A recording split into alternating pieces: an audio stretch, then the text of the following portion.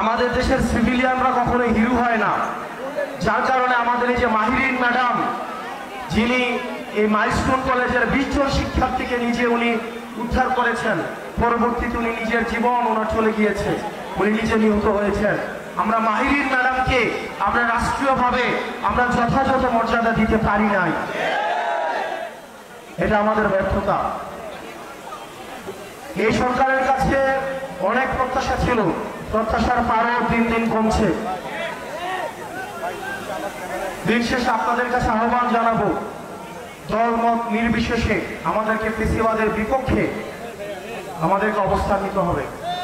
আপনারা গতকাল দেখছেন লাশের উপর দিয়ে এই আওয়ামী ফেসিবাদ আবার তারা রাজনীতি করার চেষ্টা করেছে।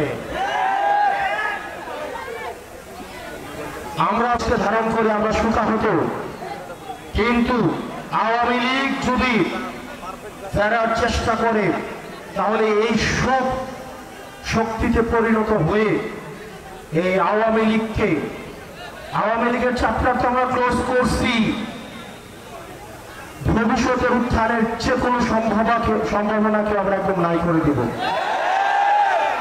প্রিয় চাঁদপুরবাসী, আপনারা সজাগ থাকতে হবে, ফেসিবাদ বিরোধী রাজনৈতিক দলগুলোকে ঐক্যবদ্ধ থাকতে হবে।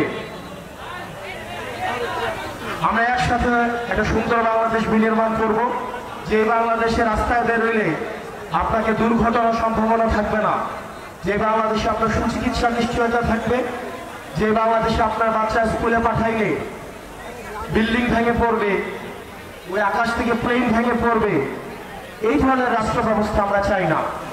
এগুলো তদন্ত করা হোক, হাসিনার আমলে কি পরিমাণ দুর্নীতি করা হয়েছে।